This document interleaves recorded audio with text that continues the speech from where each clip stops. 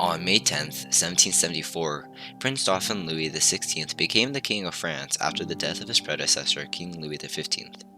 However, by the time he ascended the throne, the people of France were starving and poor.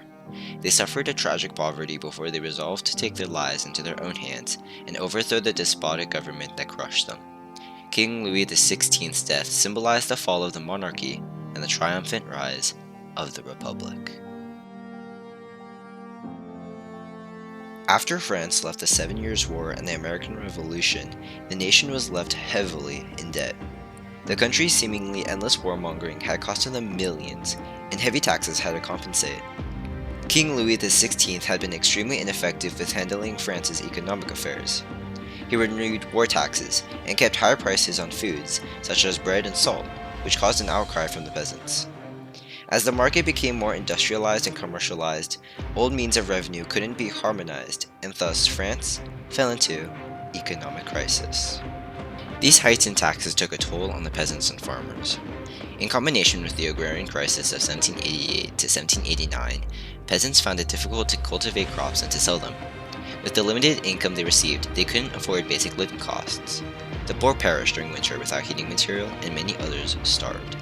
Soon, the farmers became outraged. The peasants turned their anger into violence, directing their fury to the feudal system that caused their suffering. They led rebellions in what would be known as the Peasant Revolts. At the same time, France was undergoing a period of time known as the Enlightenment era. Philosophies of freedom and free will were developed, and the righteousness of having a monarchical government began to be questioned. People such as Montesquieu and Voltaire published works that voiced their opinions of liberty. Jean-Jacques Rousseau, a philosopher, had gone as far as to say, "Man is born free, yet is everywhere in fetters. He is governed, obliged to obey laws." What is it that legitimizes this subjection to government? This philosophy reached further than the influence of European philosophers, giving the people of France the desires to control their own lives. It wasn't long before the people's loyalty began to diminish. On May 5, 1789, King Louis XVI had called together the Estates General, France's legislative body made up of the clergy, nobility, and the commoners. This had been the first time they had convened since 1614. At the meeting, concerns of the economic deficiency were addressed. Jack Necker, the current Minister of Finances during this time, had proposed the solution of new and higher taxes. The Third Estate, composed of the commoners, dissented. However, due to an archaic rule, each representative body was only allowed one vote despite size. The Third Estate was by far the largest and most varied demographic, but were overshadowed by the other two estates. On June 17th, the Third Estate broke away from the Estates General and sought equitable tax burdens. However, the clergy and the nobility refused to give in to the Third Estate's demands, who had been renamed to the National Assembly. Over time, the weakened Estates General crumbled apart, and the National Assembly assumed the role as the dominant legislative body. By July 14th of the same year, rumors of a military insurrection to overthrow the nation circulated around France. That proved to be the last straw for the tragic suffering of the people, and they stormed the Bastille fort to secure gunpowder and weapons.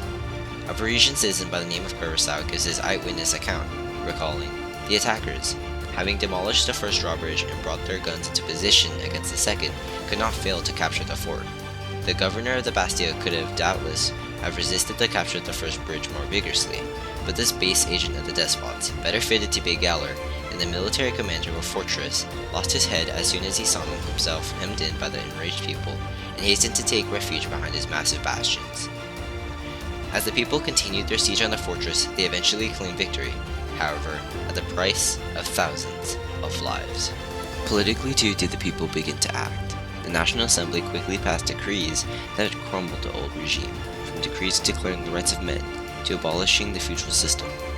Act after act, rights were given to minorities and equality became established. It was during this time that the French Constitution was written and accepted. So the National Assembly is formed out of the Estates General. The National Assembly declares for itself the goal of creating a written constitution, swears an oath to do so. It does so on the basis of being a body that represents the nation as a whole, not the social corporations, that is, the nobility, the clergy, and the commoners that made up the society. Though, the king was still not to be trusted.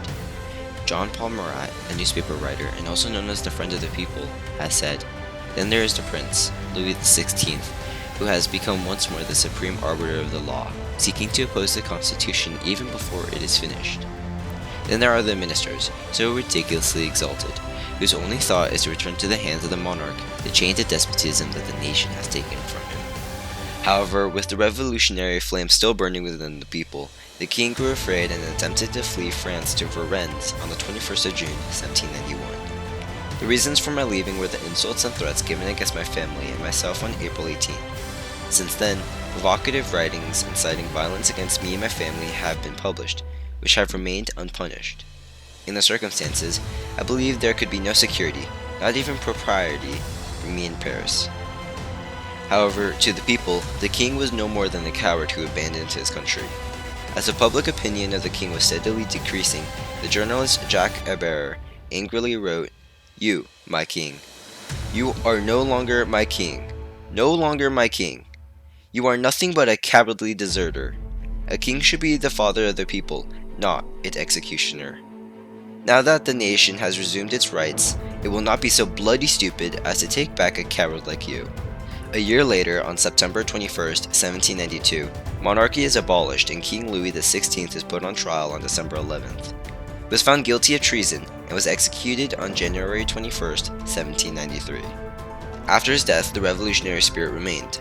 Maximilien de Robespierre, a prominent member of the newly established Committee of Public Safety, had gained control. The committee had stripped an individual's rights in trial, leaving death or pardon at their whims.